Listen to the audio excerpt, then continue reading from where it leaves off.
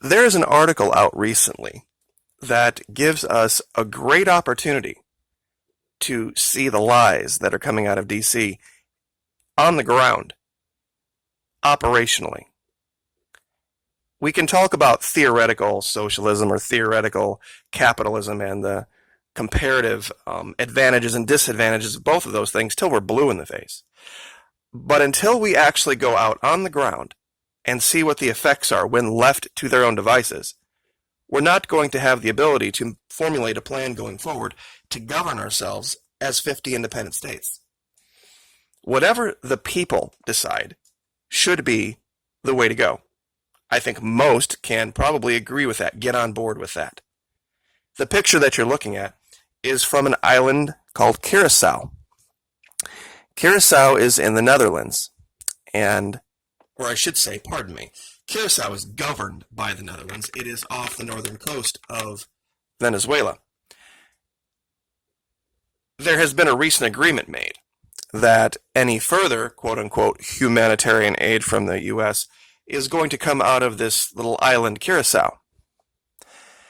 The problem with the DC narrative is that the Netherlands and Curacao are democratic socialists. And it is a beautiful island to visit. I can't think of a negative thing to say about Curacao. They have a refinery there. They have some of the most friendly, warm, wonderful people that you will ever meet. It is a clean island. I can't think of a negative thing about it, to be very honest.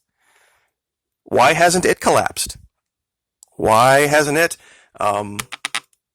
gone down the road of evil, terrible, horrible, DC manipulated socialism? Well, of course there's tourism, but there was tourism in Venezuela. Venezuela was a paradise. See, Curacao doesn't have the resources, though. Curacao doesn't have the oil, they don't have the gold. And I think that's largely why they have escaped the Troika of Tyranny label, even though they are as socialist as Venezuela ever was, if not more. And you can look up the Netherlands. The way they do things is what was attempted in Venezuela. Now, recently, there has been a video put out by a young lady that on a vast majority of things I agree with. She is the primary resource for survivalist medical technology. I would highly recommend if you ever wanted to understand what would be necessary and what would be coming if our society ever collapsed and how to deal with it medically. Please, The Patriot Nurse. She's both on YouTube and on Patreon, but when she gets into politics, she kind of loses her way. And you can almost see it on her face in the videos. The cognitive dissonance kicks in and she has to find a way back around to the propaganda. I hope she wakes up. But recently, her most recent video talks about failed socialist Venezuela, and it's just a laundry list of her reading off what DC has told everyone to say. And think about that, who are part of a certain group. But I need to ask my audience a question again. If you were stuck on a desert island, or if there were a collapse in society, and there were limited resources, let's say, for example, you were on a desert island and there were 5 of you, and only one of you had the foresight to maybe throw a box of these into your backpack. Would you begin taking bids? Would you set up a little mini shop over the top of your backpack and start charging, like, let's say $5 for a green one, $7.50 for a purple one, $3 for $10, $5 for $20, something like that? Or if it was the only food and you were stuck, what would you do? Of course, you would immediately become an evil, terrible, horrible socialist, and you would divide them up evenly. If you were a decent person, you would divide them up evenly, and then allow people to consume that at whatever rate they wanted to. You cannot do it by yourself.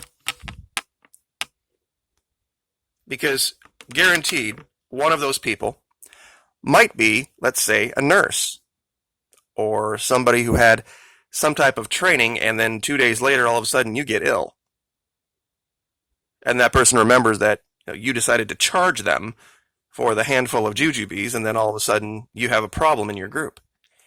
When you're in the military, and I have a lot of people in the military in my audience, you can attest to this. You cannot do it by yourself.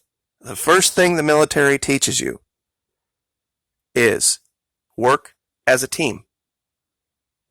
They cut your hair all the same way. Everybody gets the same uniform. The only reason you have your last name on the front of your uniform is so that you can be gotten attention. There's a standard operating procedure for every single thing you do in the military. Everybody does it the same way all the time. Why? For the benefit of the group, for the benefit of the team. And if the benefit of the team and the benefit of the group is not your primary goal, you will not last in either a survival group or the military or in any rebuild of our society. The problem that I think a lot of people are going to have is democratic socialism doesn't allow for Bill Gates, George Soros, Warren Buffett, Jeff Bezos. You're right. You are absolutely right. If your desire is to get rich at the expense of your neighbors, oh, absolutely, socialism is terrible. If that's your goal, to get as rich as you can in a comparative sense to your neighbors, absolutely, you are right. Socialism will never work for you. In this country, we have a lot of wonderful, decent, good Christian people that are budding Chavistas and don't even know it. They just haven't been put in the position yet. They're called preppers. They're called survivalists. And when the shit does hit the fan eventually, they are going to realize just how Chavista they really are. Because when we stand back up, and we will, as independent nations again, they may not be the same 50 that we have now. I guarantee when they stand back up, those who will come to the forefront will be those who see the group as a greater goal than the individual. I hear this ridiculous, tired old meme all the time. It's only half correct. When you make the assumption that the pursuit of wealth is the goal, well, yes. If you talk about this idea of equity of misery, you would have to assume that the desire for that lack of misery should not come at the expense of those who are living so far beyond any basic standard of living that it's criminal. I think, what is it, the top 50 billionaires in the world could cure world hunger in one day and still be billionaires. It wouldn't even take all of their money to do it. This idea of fiat money being the equivalent of wealth, that's another great point. If you believe the amount of fiat currency that you possess control over is the equivalent of wealth and the equivalent of goodness in the world, then you're right. You're absolutely right. Never the two shall meet. The mindset that the well-being of my neighbor, the well-being of the person who isn't as well off as I am, should be my primary goal. If that's a foreign concept to you, you won't like this channel, and you're absolutely right. Capitalism, free market capitalism, and the way DC does and talks about things is absolutely right. For you. For the rest of us, though, who would like to see our friends and our neighbors not go without, not suffer when we're not, then something else has to occur. People think that I am some kind of Alexandria Ocasio-Cortez type of socialist Democrat. Absolutely not. The young woman is foolish and young. Anything administered from DC will fail. Democratic socialism, by its definition, has to come from the ground up. It cannot be administered from DC. That's why the Tulsi Gabbard, Ilhan Omar, all these people, they're deluding themselves.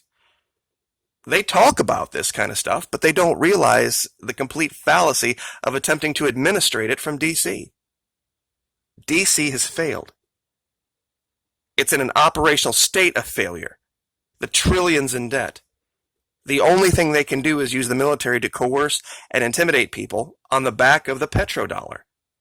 Nobody agrees with them willingly. We only pay taxes because guns at our head.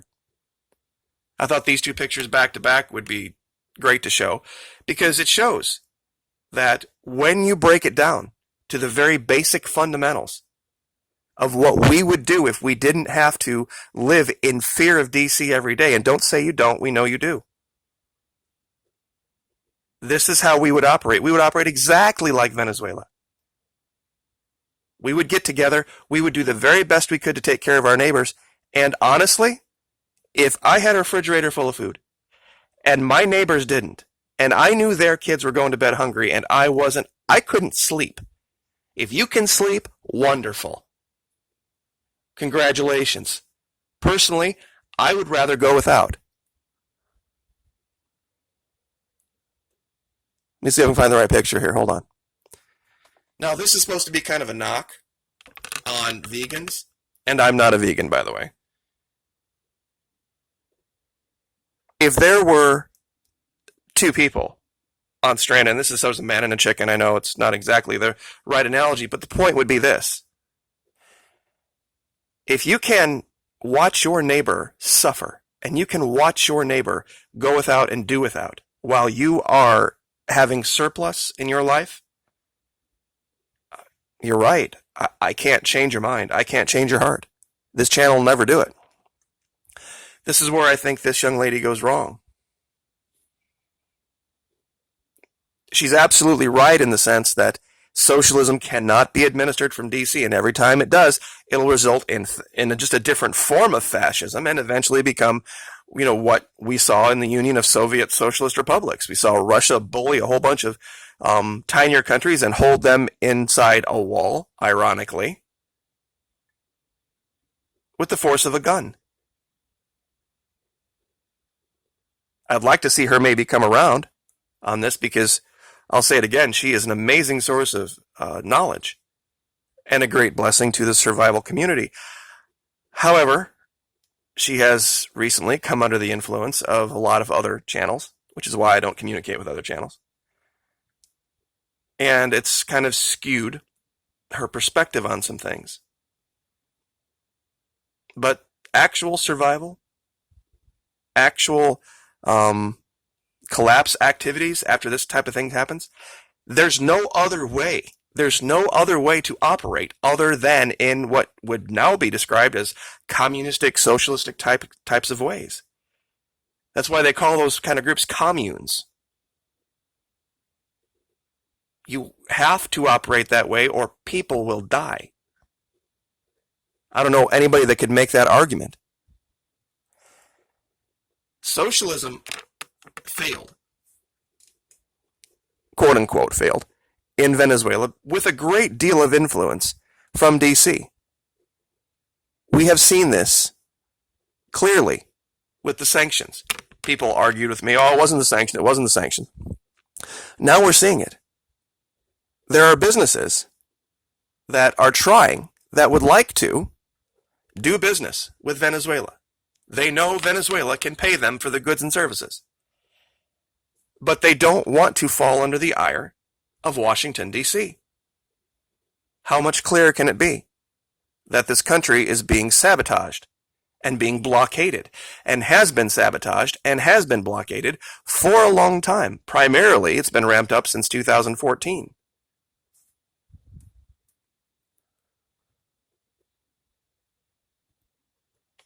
Curacao. Curacao is supposed to be the new hub for humanitarian aid. Unfortunately, DC is going to have a hard time when people realize that Curacao, run by the Netherlands, is socialist and hasn't collapsed. And I guess that's been kind of the point of this video. I tried to get around back to it. They're a very small place, Curacao. And they don't have the ability to create a petrodollar and make a bunch of insane wealthy billionaires. They have to work together. And when you're forced to work together, and you're forced to work for the benefit of the group, not only are you operating in a Christian way, you're operating in a moral way, in a decent way, in a way that will allow you to survive long term. And I guess I'll leave it there. Have a great weekend, guys. Like, share, subscribe.